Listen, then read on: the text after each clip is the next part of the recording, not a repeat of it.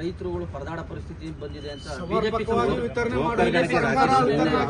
BJP ಸಂಸದರು ಆರೋಪ. ಈಗಾಗಲೇ ಸರ್ಕಾರ ವಿಶೇಷವಾಗಿ ಕೃಷಿ ಇಲಾಖೆ ಸೂಚನೆಯನ್ನು ಕೊಟ್ಟಿದೆ.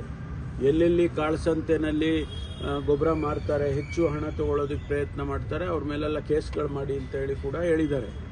ಅದು ಒಂದು ಭಾಗ. ಇನ್ನೊಂದು ಭಾಗ, ಈ ಬಾರಿ ಸ್ವಲ್ಪ ಚೆನ್ನಾಗಿ ಮುಂಗಾರು ಚೆನ್ನಾಗಾಗಿ ಮಳೆ ಮೊದಲೇ ಬಂದಿರೋದ್ರಿಂದ ಹೆಚ್ಚು ಕೃಷಿಯಲ್ಲಿ ಸ್ವಲ್ಪ ಚಟುವಟಿಕೆ ಜಾಸ್ತಿ ಆಗಿದೆ. ಹಾಗಾಗಿ ರಿಕ್ವೈರ್ಮೆಂಟು ಜಾಸ್ತಿ ಆಗಿರುತ್ತೆ.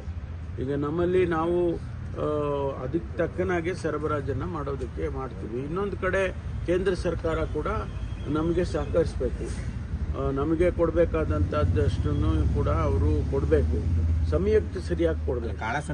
ಮಟ್ಟ ಹಾಕಿಲ್ಲ, ಮಾಡೇ ಮಾಡ್ತೀವಿ. ಅವ್ರ ಮೇಲೆಲ್ಲ ಕೇಸ್ ರಿಜಿಸ್ಟರ್ ಮಾಡಿ ಅಂತ ಹೇಳಿದಾರಲ್ಲ ಸಚಿವರಿಗೆ. ಈಗ ಕೃಷಿ ಸಚಿವರು ಹೇಳಿದ್ದಾರೆ ಅವ್ರ ಮೇಲೆ ಎಲ್ಲೆಲ್ಲಿ ಯಾವ ಜಿಲ್ಲೆಯಲ್ಲಿರ್ಬೋದು, ತಾಲೂಕದಲ್ಲಿರ್ಬೋದು, ಎಲ್ಲಿ ಆ ರೀತಿ ನಡೀತಾ ಇದೆ ಅಂತ ಅವ್ರನ್ನ ಹಿಡಿದು ಅವ್ರ ಮೇಲೆ ಕೇಸ್ ಹಾಕಿ ಮಾತಾಡ್ತಾರೆ. ಸರ್, ಪ್ರವಾಸ ಮಾಡ್ತಿಲ್ಲ, ಎಲ್ಲೆಲ್ಲಿ ಸಮಸ್ಯೆ ಆಗಿದೆ ಇಲ್ಲಿ ಈಗ ಇಡೀ ರಾಜ್ಯ ನೋಡ್ಬೇಕಲ್ಲ. ಪ್ರವಾಸ ಒಂದ್ ಕಡೆ ಹೋಗೋದ್ರೆ ಆಗೋದಿಲ್ಲ. ರಾಜ್ಯದಲ್ಲಿ ಇಡೀ ರಾತ್ರಿ ಎಲ್ಲ ಕಾದಿದ್ದಾರೆ ವಿಚಾರವಾಗಿ ಗೊಬ್ಬರ ಇಲ್ಲ. ಆ ಜಿಲ್ಲೆಗೆ ಜಿಲ್ಲೆಗಳಿಗೆ DC ಅವರು, ಕೃಷಿ ಅಧಿಕಾರಿಗಳು ಅವರೆಲ್ಲ ಕ್ರಮ ತಗೋಬೇಕು ಅಂತ ಈಗಾಗಲೇ ಸೂಚನೆ ಕೊಟ್ಟಿದ್ದಾರೆ.